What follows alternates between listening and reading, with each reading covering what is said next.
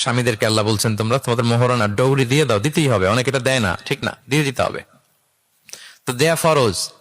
মোহরানা দেওয়ার মতো অর্থ এক সাহাবীর নাই। এক সাহাবী বলেন, ইয়া রাসূলুল্লাহ বিয়ে করবো, মোহরানা আছে? নাই। তো না থাকলে কি বিয়ে করবা কি করে? এখন যাকে পছন্দ করছে ওই নারীকে জিজ্ঞেস করতেছে, তুমি কি কোরআন পারো?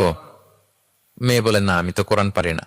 তো যে সাহাবী বিয়ে করবেন ওনাকে বলেন, তুমি কোরআন পারো? হ্যাঁ আমি তো অনেকগুলো সূরা পারি।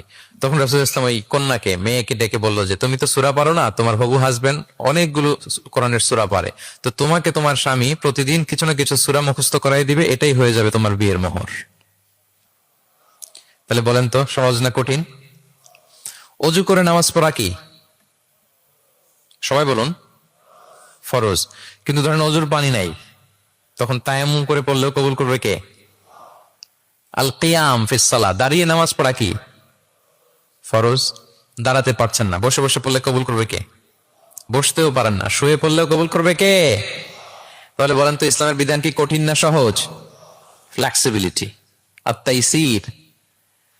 ইসলামের এই ফিচারটার কারণে, এই বৈশিষ্ট্যের কারণে অমুসলিমরা ইসলামের প্রতি আকৃষ্ট হয়, যে ইসলামের বিধানগুলো এত ফ্লেক্সিবল। এটা হচ্ছে মূল বিধান, না হইলে এটা, না হলে অপশন, না হলে এই অপশন। মানে সমাজের সাথে খাপ খাইয়ে নেওয়ার মতো, সহজে মানুষ এটাকে এক্সিকিউট করার মতো সব বিধান আল্লাহ তাআলা রেখে দিয়েছেন, সুবহানাল্লাহ। তাহলে এই বিষয়গুলোর কারণে মুসলিমরা ইসলামের প্রতি আকৃষ্ট হয়। দ্য ফাস্টেস্ট গ্রোয়িং রিলিজিয়ন, মূল যে টপিক মনে আছে তো আপনাদের?